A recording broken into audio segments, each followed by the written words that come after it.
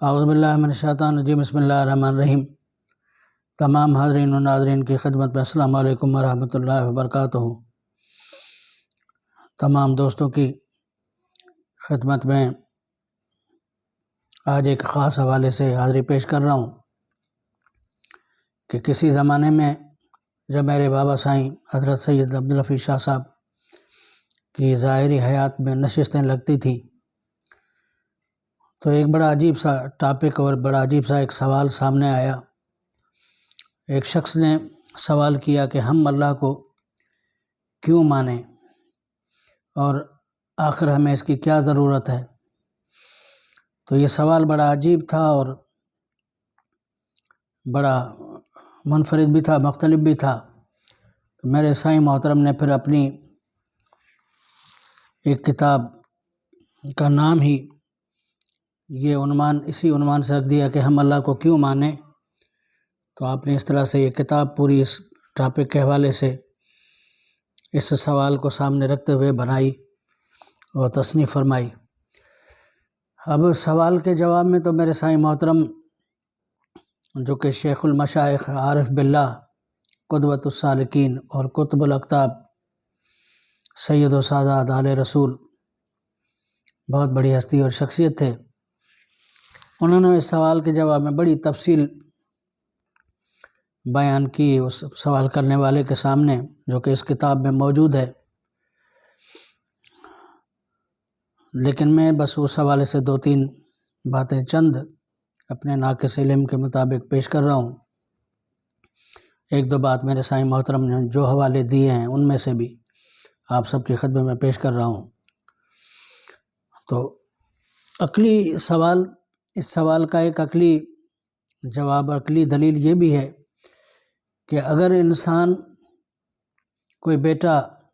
اپنے والد کو والد تسلیم کرنے سے انکار کر دے یا انکاری ہو جائے تو میں نہیں سمجھتا کہ باپ کی حیثیت پہ کوئی فرق پڑے گا، بلکہ بیٹے کی حیثیت پہ فرق پڑ جاتا ہے، اور باپ کی حیثیت وہی قائم دائم رہتی ہے، کیونکہ باپ تو بڑا ہے، سرپرست ہے، بیٹا تو زیر دست ہے اس کی۔ تو والد کی حیثیت پہ کوئی فرق نہیں پڑتا اگر کوئی بیٹا ان کی والدیت کو تسلیم نہ کرے یا اپنے باپ کو باپ نہ مانے۔ تو اسی طرح کائنات کا خالق اور مالک اور والی و وارث وہ رب العالمین جس نے ساری کائنات خلق کی، اگر کوئی بندہ اس کی بندگی سے انکار کرتا ہے یا ماننے سے انکار کرتا ہے یا روح گردانی کرتا ہے تو اس بندے کی حیثیت پر ہی فرق پڑتا ہے، ورنہ رب العالمین کی ذات جو بادشاہوں کا بادشاہ ہے اس کی ذات بابرکات پر کوئی فرق نہیں پڑتا۔ اس حوالے سے انسان کے علم اور فکر یہ بھی کہتی ہے کہ جنہوں نے اس خدا واحد کو مان لیا اور ایمان لے آئے، ان کا کیا انجام ہوا، ان کی کیا عزت ہوئی، دنیا اور آخرت میں کیا مقام ملا، اور جنہوں نے نہیں مانا ان کا انجام کیا ہوا اور ان کی حیثیت دنیا اور آخرت میں کیا رہی۔ کیونکہ دنیا میں بھی بہت ساری انسان کی حیثیت اس کی وصال تک یا وصال کے بعد ظاہر ہو جاتی ہے، جیسا کہ شاہ عبداللطیف بھٹائی رحمۃ اللہ علیہ نے فرمایا کہ ساری رات سبحان جاگی جن یاد کیو، انجی عبداللطیف چوے مٹی الدھو مان، کوڑے کن سلام اچیو انگن انجے۔ اور پھر ایک مثال میرے سائیں محترم نے بھی اپنے ڈسکس میں دی ہے کہ دنیا کی زندگی میں اگر کوئی ماں اپنے بچے کو کہتی ہے کہ بیٹا یہ تمہارا باپ ہے، بیٹے کو یا بیٹی کو، تو وہ ساری زندگی کے لیے بچے مطمئن ہو جاتے ہیں، کبھی کوئی شک نہیں کرتا، نہ کوئی سوال کرتا ہے اسی ماں سے، چاہے وہ عورت سچی ہو یا سچی نہ ہو۔ تو اپنی ماں کا تو انسان اتنا اعتبار کر لیتا ہے، اولاد اور بیٹے اور بیٹیاں اتنا اعتبار کر لیتے ہیں، لیکن اس رحمت للعالمین آقا